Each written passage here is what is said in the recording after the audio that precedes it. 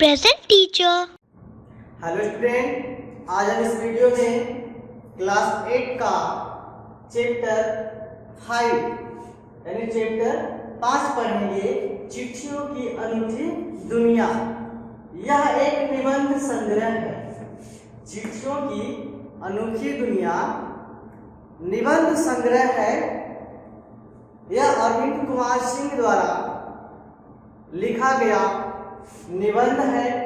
आज इस निबंध के बारे में हम विस्तार से जानेंगे, पढ़ेंगे और इसको समझेंगे। तो चलिए इसको हम स्टार्ट करते हैं।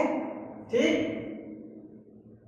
देखिए, पत्रों की दुनिया। चिट्ठी भी होता है, चिट्ठी के बारे में आप समझ रहे हैं। चिट्ठी को पत्र भी कहा जाता है। पत्रों की दुनिया भी अजीबोगरीब है और उसकी उपयोगिता हमेशा से बनी रही है। यानी इसकी उपयोगिता हमेशा यानी सदैव से ही बनी आ रही है। पत्र जो काम कर सकते हैं वह संचार का आधुनिकतम साधन नहीं कर सकता है।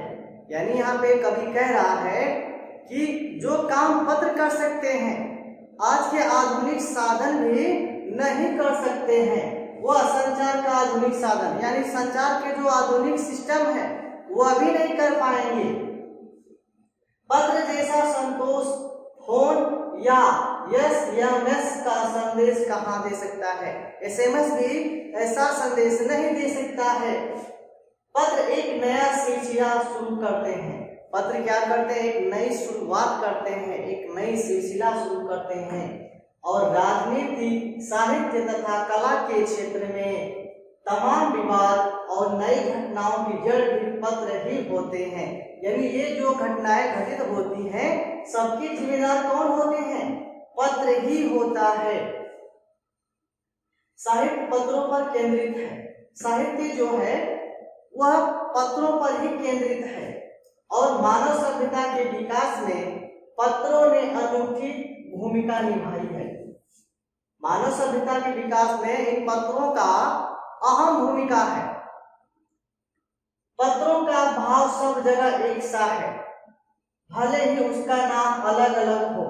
देखिए, पत्र का जो नाम है अलग अलग हो सकता है लेकिन सब जगहों पर उसका एक ही भाव है। जैसे पत्र को उर्दू में खत कहते हैं, संस्कृत में पत्र कहते हैं, कन्नड़ में कागद, तेलुगु में उत्तरम कहते हैं, जादू और लेख तथा तमिल में कादिर कहा जाता है। पर यादों को सहेज कर रखते हैं। ये पत्र क्या करते हैं? यादों को सहेज कर रखने का काम करते हैं। इनमें किसी को कोई संदेह नहीं है, ये बात सभी लोग जानते हैं। हर एक की अपनी पत्र लेखन कला है। हर एक व्यक्ति का अपना पत्र लिखने का ढंग है, शैली है और हर एक पत्रों का अपना दायरा है। यानी सभी पत्रों का क्या है? अपना अपना दायरा भी है। दुनिया भर में रोज करोड़ों पत्र एक दूसरे को तलाशते तमाम ठिकानों तक पहुंचते हैं। दुनिया भर में प्रतिदिन करोड़ों पत्र निकलते हैं जो अपने अपने एड्रेस के हिसाब से पहुंचने का काम करते हैं। भारत में ही रोज 4.5 करोड़ चिट्ठियां डाक में डाली जाती हैं। भारत देश की ही बात करते हैं, अपने देश की बात करते हैं तो अपने देश में भारत में ही लगभग 4.5 करोड़, कितनी? 4.5 करोड़ चिट्ठियां क्या होती हैं? डाक में डाली जाती हैं, जो साबित करते हैं कि पत्र कितनी अहमियत रखते हैं। वह साबित करते हैं कि हमारे जिंदगी में पत्र एक अहम भूमिका निभाता है। पंडित जवाहरलाल नेहरू ने सन 1953 में सही कहा था, हजारों सालों तक संचार का साधन केवल हलकारे, रनर्स या फिर तेज घोड़े रहे हैं। उसके बाद पहिए आए पर रेलवे और तार से भारी बदलाव आया। लेकिन जब रेलवे आया और तार आया उससे बहुत बदलाव हुआ। तार ने रेलों से भी तेज गति से संवाद पहुंचाने का सिलसिला शुरू किया। यानी तार क्या करता था? वो रेल से भी जल्दी संदेश को पहुंचाने का काम करता था। अब टेलीफोन, वायरलेस, आगे रेडार, दुनिया बदल रहा है। मोबाइल वगैरह सब संचार के साधन आ गए हैं। पिछली शताब्दी में पत्र लेखन ने एक कला का रूप ले लिया। पिछली शताब्दी में कहा जाता है कि जो पत्र लिखा जाता था वह एक कला का रूप ले लिया। डाक व्यवस्था के सुधार के साथ पत्रों सही दिशा देने के लिए विशेष प्रयास किए गए। जैसे डाक में सुधार किया गया तो पत्रों में भी सुधार किया गया। संस्कृति विकसित करने के लिए स्कूली पाठ्यक्रमों में पत्र लेखन का विषय शामिल किया गया। यानी अपनी संस्कृति को विकसित करने के लिए जो विद्यालय शिक्षा है उसमें पत्र को सम्मिलित किया गया। भारत ही नहीं दुनिया के कई देश में ये प्रयास चले और विश्व डाक संघ ने अपनी ओर से भी काफी प्रयास किए। यानी सभी देशों में पत्रों का आयोजन किया गया। यह शिक्षा में इसको लेने के लिए बोला गया। विश्व डाक संघ की ओर से 16 वर्ष से कम आयु वर्ग के बच्चों के लिए पत्र लेखन प्रतियोगिताएं आयोजित करने का निर्देश जारी हुआ। जो बच्चे 16 वर्ष के थे उनको पत्र लेखन प्रतियोगिता में भाग लेने के लिए प्रेरित किया गया। उनके लिए प्रतियोगिता आयोजित की जाती थी। सन 1972 में देखते हैं, सन 1972 ईस्वी में शुरू किया गया। यह सही है कि खास तौर पर बड़े शहरों और महानगरों में संचार साधनों के तेज विकास तथा अन्य कारणों से पत्रों की आवाजाही प्रभावित हुई है। पर इसको हम देहाती दुनिया में अगर देखते हैं आज भी चिट्ठियों से ही चल रही है। फैक्स, ईमेल, टेलीफोन तथा मोबाइल ने चिट्ठियों की तेजी को रोका है। ये तो रोक दिया है, पर व्यावसायिक डाक की संख्या लगातार बढ़ी है। लेकिन फिर भी व्यावसायिक डाक की संख्या क्या हुआ है, लगातार बढ़ी ही है। आगे देखते हैं आगे क्या कवि कहता है। जहां तक पत्रों का सवाल है, जहां तक पत्रों का सवाल है, अगर आप बारीकी से उसकी तह में जाएं तो आपको ऐसा कोई नहीं मिलेगा जिसने कभी किसी को पत्र न लिखा हो। अगर आप बिल्कुल बारीक सिरे से उसको देखेंगे तो एक प्रत्येक व्यक्ति, हर एक व्यक्ति पत्र जरूर लिखा होगा या लिखवाया होगा। लिखा नहीं होगा तो वह लिखवाया होगा। पत्रों का बेसब्री से जिसने इंतजार न किया हो, हमारे सैनिक तो पत्रों का जिस उत्सुकता से इंतजार करते हैं उनकी कोई मिसाल ही नहीं। यानी हमारे जो सैनिक हैं, सैनिक जो सीमा पर रहते हैं, उन्हें पत्रों का बहुत बेचैनी से इंतजार होता है, क्योंकि जो संदेश उनको मिलता है वो पत्रों के माध्यम से ही मिलता है। जब लोग पत्रों का महीनों इंतजार करते थे, पर अब वह बात नहीं। लेकिन अब वह बात नहीं रह गई। परिवहन साधनों के विकास ने दूरी बहुत घटा दी। यानी साधन इसके बढ़ते गए और ये दूरियां कम कर दिया। पहले लोगों के लिए संचार का इकलौता साधन चिट्ठी, पर आज और भी साधन विकसित हो चुके हैं। लेकिन आज के युग में, आधुनिक युग में तरह तरह के संसाधन आ गए हैं। आज देश में ऐसे लोगों की कमी नहीं है जो अपने पुरखों की चिट्ठियों को सहेज और संजो कर विरासत के रूप में रखे हुए फिर बड़े बड़े लेखक, पत्रकारों, उद्यमी, कवि, प्रशासक, सन्यासी या किसान, इनकी पत्र रचनाएं आप में अनुसंधान का विषय है। इसका विषय है, अनुसंधान का विषय है। अगर आज जैसे संचार साधन होते तो, अगर आज जैसे जो इस वर्तमान युग में है ऐसे साधन होते तो पंडित नेहरू अपनी पुत्री इंदिरा गांधी को फोन करते, पर तब पिता के पत्र पुत्री के नाम नहीं लिखे जाते जो देश के करोड़ों लोगों को प्रेरणा देते हैं। ये क्या करते हैं, इनसे लोग प्रेरित होते हैं, प्रेरणा मिलती है। आगे देखते हैं, पत्रों को तो आप सहेज कर रख लेते हैं, पर एसएमएस संदेशों को आप जल्दी ही भूल जाते हैं। कितने संदेशों को आप सहेज कर रख सकते हैं? ऐसे कितने संदेशों को आप सहेज कर रखेंगे, आप जल्दी ही भूल जाते हैं। कितने संदेशों को आप सहेज कर रख सकते हैं? तमाम महान हस्तियों की तो सबसे बड़ी यादगार या धरोहर उनके द्वारा लिखे पत्र ही हैं। जो बड़ी शख्सियत है, बड़ी हस्तियां हैं, उनके द्वारा लिखित पत्र आज भी हैं। भारत में इस श्रेणी में राष्ट्रपिता महात्मा गांधी सबसे आगे आ जाते हैं। दुनिया की तमाम संग्रहालय जानी मानी हस्तियों के पत्रों का अनूठा संकलन भी है। तो आगे देखते हैं। देखिए तो आगे क्या होता है। तमाम पत्र देश काल और समाज को जानने समझने का असली पैमाना है। जितने भी पत्र हैं वो अपने देश को समझने जानने के लिए ये असली पैमाना है।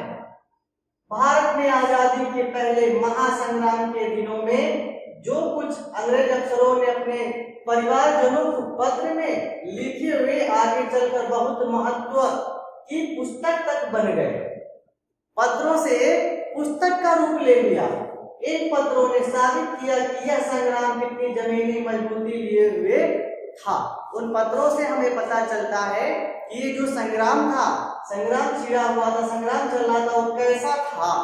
महात्मा गांधी के पास दुनिया भर से तमाम पत्र केवल महात्मा गांधी इंडिया लिखे आते थे और वे जहां भी रहते थे वहां तक पहुंच जाते थे। आजादी के आंदोलन की कई अन्य दिग्गज हस्तियों के साथ भी ऐसा ही था। आगे देखते हैं। गांधी जी के पास देश दुनिया से बड़ी संख्या में पत्र आते थे। गांधी जी जो थे उनके पास पूरे विश्व से अनेकों प्रकार के पत्र पहुंचते थे, पर पत्रों का जवाब देने के मामले में उनका कोई जोड़ नहीं था। कहा जाता है कि जैसे ही उन्हें पत्र मिलता था उसी समय उसका जवाब भी लिख देते थे। यानी तुरंत जवाब देने का काम वो भी करते थे, पत्र तुरंत लिखने का काम करते थे। अपने हाथों से ही ज्यादातर पत्रों का जवाब देते थे। जब लिखते लिखते उनका दाहिना हाथ दर्द करने लगता तो वे बाएं हाथ से लिखने में जुट जाते थे। महात्मा गांधी जी जब उनका हाथ दुखने लगता तो बाएं हाथ से लिखना स्टार्ट करते। महात्मा गांधी ही नहीं, आंदोलन के तमाम नायकों के पत्र गांव गांव में मिल जाते थे। आंदोलनों के जितने भी तमाम पत्र निकलते थे वह हर एक गांव में सबको मिल जाते थे। पत्र भेजने वाले लोग उन पर पत्रों को किसी प्रशस्ति पत्र से कम नहीं मानते और कई लोगों ने तो उन पत्रों को फ्रेम कराकर रख लिया है। अभी भी उन पत्रों को बहुत लोग ऐसे हैं जो फ्रेम करा के रखे हुए हैं। यह है पत्रों का जादू। ये क्या है? पत्रों का जादू है। यही नहीं, पत्रों के आधार पर ही कई भाषाओं में जाने कितनी किताबें लिखी जा चुकी हैं। पत्रों को आधार बनाकर बहुत सारे पुस्तकें, किताबें लिखी जा चुकी हैं। वास्तव में पत्र किसी दस्तावेज से कम नहीं है। वास्तविकता तो यह है कि जो पत्र है वो किसी दस्तावेज से कम नहीं है, सबूत से कम नहीं है। पंत के 200 पत्र, बच्चन के नाम और निराला के पत्र हमको लिखियो है। कहा तथा पत्रों के आईने में दयानंद सरस्वती कई पुस्तकें आपको मिल जाएंगी। दयानंद सरस्वती समेत आपको कई पुस्तकें मिल सकती हैं जो पत्रों की सहायता से लिखी गई। कहा जाता है कि प्रेमचंद खास तौर पर नए लेखकों को बहुत प्रेरक जवाब देते थे। जब कोई नया लेखक होता था तो प्रेमचंद बहुत ही प्रेरक, प्रेरणास्पद या प्रेरक जवाब देते थे तथा पत्रों के जवाब में वे बहुत मुस्तैद रहते थे। आगे देखेंगे। इसी प्रकार नेहरू और गांधी के लिखे गए रविन्द्रनाथ टैगोर के पत्र भी बहुत प्रेरक हैं।